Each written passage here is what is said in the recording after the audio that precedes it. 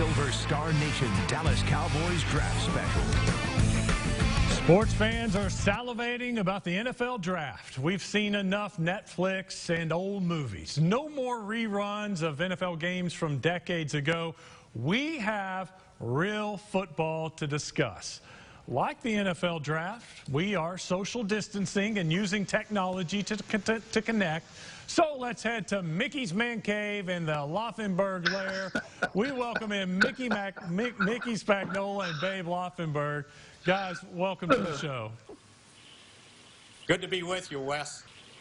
Yeah, I don't think, Wes, my house has been referred to as a lair for quite some time, but I'll take it. Guys, let's start with the uniqueness of this draft. It's going to be a virtual draft. No Las Vegas, no war room cameras from the team facility. Mickey, could you ever imagine a draft like this? Well, I'll tell you what, Wes, this is my 36th NFL draft to experience covering the Cowboys. And no, I never could, because technology took us so far in those 36 drafts to the point where everything's live, right? This sort of reminds me of the stories Gil Brandt told me about the first draft the Cowboys took part in 1961. So if my math's good, that's 60 drafts ago. And basically, they convened in the Warwick Hotel in Philadelphia, 13 representatives, one from each team or maybe two from each team, and they did it in a ballroom. No TV, no radio. I don't think there was much reporting going on. And as Gil said, everybody walked in with their Street and Smith magazines, because that was their scouting report on college players. And after they drafted the guy, they had to go out in the hallway to get on a payphone and put quarters in there to make a long-distance phone call to tell the player they drafted him. So this is kind of going back like this, where the teams were separated from all the media, but at least we're going to get to peek in and see this time. Mickey, you talk about your 36th draft. It was 1936 when the NFL held its first draft, and that was in Philadelphia. And Jay Berwanger, who was the inaugural Heisman Trophy winner, was drafted #1 overall by Philadelphia. He didn't sign. There wasn't enough money in it. He went into business. As a matter of fact, that 1936 draft, that inaugural draft, there were 9 teams, there were 9 rounds, so 81 players were drafted. Only 32 of them signed because, again, there just wasn't any money in pro football. I think that's changed a little bit today, Wes. Well, Dallas didn't have a first-round pick last year, so Cowboys fans are even more interested. The last first-round pick came in 2018 with Leighton Vander Esch. Babe, just having a first-round pick makes it more exciting this time around, don't you think?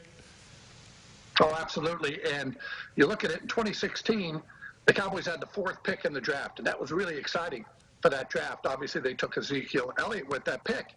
But they got that 4th pick in the draft, Wes, because they went 4-12 in 2015. So while the season is never any fun, to earn that draft pick, the draft becomes more fun. And when you look at this draft, obviously it was going to be held in Las Vegas. It's going to be held at the Bellagio. You could not have had a more over-the-top draft anywhere in the world. It's going to be on the Lake Bellagio. They were going to escort the players to the podium via a boat. And the Raiders, now Las Vegas Raiders, had 2 picks. They have 2 picks as we sit here today in the first round, 2 picks in the top 20. And so that was going to be really exciting for that city. Obviously, we know why they're not doing it there now, as well they shouldn't be doing it. But it was going to be fantastic. So, Mickey, changed a lot in the drafts that you've been covering, from, again, a boat and a lake in Las Vegas to what we're going to deal with in this draft in 2020. Oh, Babe, you're exactly right. And you know what, though?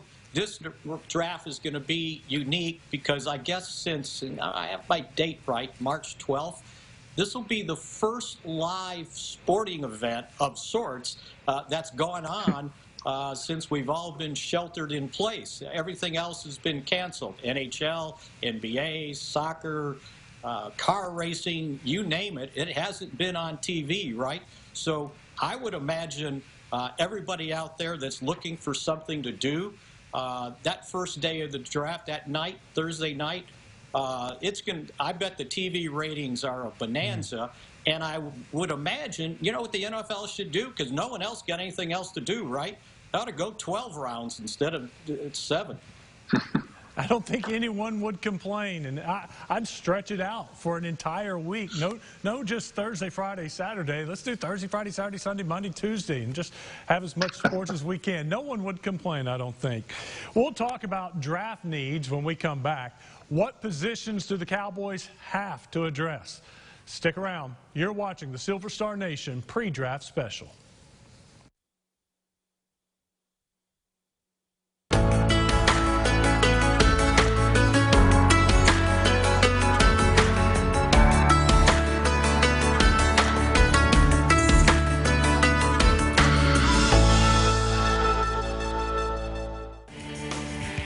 I'm Missy Gibson. At John Gibson Auto Sales, we offer our customers the opportunity to buy almost any vehicle.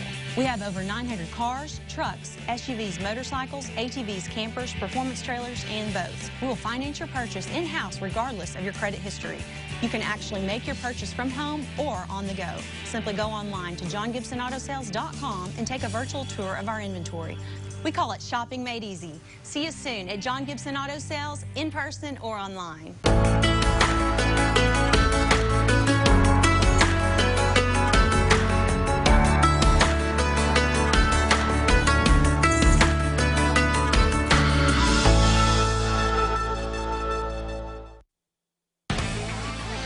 This is the Silver Star Nation Dallas Cowboys Draft Special. The offseason saw Dallas lose Byron Jones, Robert Quinn, Randall Cobb, Malik Collins, Jeff Heath, and Jason Witten. But they added Gerald McCoy, HaHa Clinton Dix, Dontari Poe, and Blake Bell. We welcome in Babe Laufenberg and Mickey Spagnola. Mickey, how important is this draft for Dallas? Well, the way I look at it, Wes, this is one of the most important drafts the Cowboys have had, because basically the guys you mentioned in free agency, they were just kind of putting putty in holes. They were trying to say, okay, we're not desperate for this position, or we're not desperate for that position. And really, after re-signing their own guys, Dak Prescott and Amari Cooper, basically, like I said, they were just filling gaps, but they never made any real critical moves. So to me, to fill gaps that they still might have, I think this draft is so important. And then you can judge, you know, people want to give off-season grades to teams. Well, the Cowboys are gotten incomplete so far. This draft will make or break, I think, Babe, their off-season. I don't think there's ever been a draft where you say, well, this one isn't all that important to us. We're set. I guess you could go back to the early 90s, and this was pre-free agency, when the Cowboys had won a couple of Super Bowls, and they literally said, basically, we're drafting special teamers this year. And I thought, okay, well, those days are long gone. And you look at the draft and how important it is, and it is, because younger players don't get hurt as much, and they're cheaper. Those are two very big points of the NFL. But here's the thing, too. New England, we know how successful they have been. They have not drafted a Pro Bowler in the last 6 years. That's the longest drought, along with the Cincinnati Bengals, of any team in the NFL. But, Wes, as long as they've had B&B, Brady and Belichick, they seem to have weathered that storm. Babe, when you look at each position, what are the most glaring needs? Cornerback is the most glaring. Wide receiver is the most tantalizing in this draft, because there's so many good ones up at the top of this draft at that wide receiver position.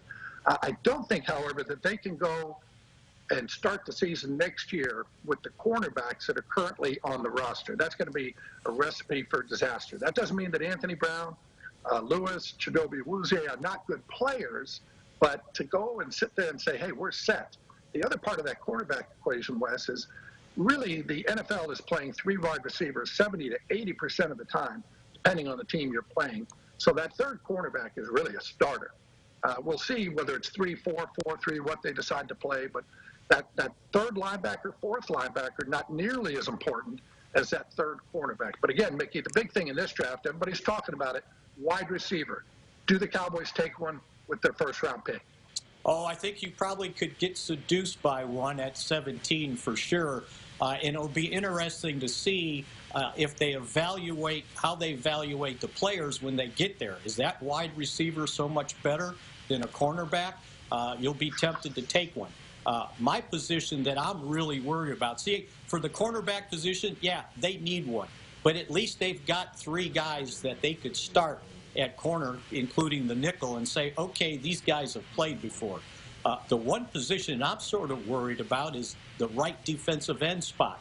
Because if you look at the guys on the roster now, not named DeMarcus Lawrence, the guys coming back, there's 4 of them. They totaled 2 sacks last year. There's no more Robert Quinn. And to me, if you get a good pass rush, you'll help out those cornerbacks. So I think they need one of each, a defensive end, a cornerback, and at some point a wide receiver. They've got so many needs. I don't know if they can fill them all in one draft, Wes. Well, are there positions that you don't think the Cowboys will address, positions of strength? I think the easy answer, Wes, would to be quarterback and maybe running back. Other than that, when I started saying the needs, I mentioned defensive end, cornerback, wide receiver. If you told me they drafted an offensive lineman somewhere, they need a backup offensive tackle, a swing guy. You always need linebackers. So really, I don't know, other than those 2 positions, if they're set at anything. And I keep saying, Wes, that, if you got a dartboard like I do behind me here, and you had a position there instead of numbers, and if you just blindfolded yourself and threw the dart, probably whatever you hit, except for running back and quarterback, you probably need one, babe. Yeah, I agree with you, Mickey. Quarterback, running back, take those off the board for the most part.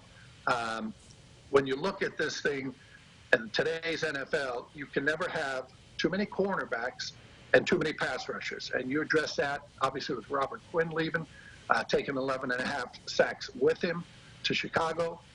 There's a glaring hole over there. Cowboys need to find some guys to rush the passer. We'll see what happens with the Brandon Gregory situation, if he ever gets reinstated and gets reinstated for the 2020 season. But, Wes, I just don't know that you can count on him in any form or fashion at this point in his career.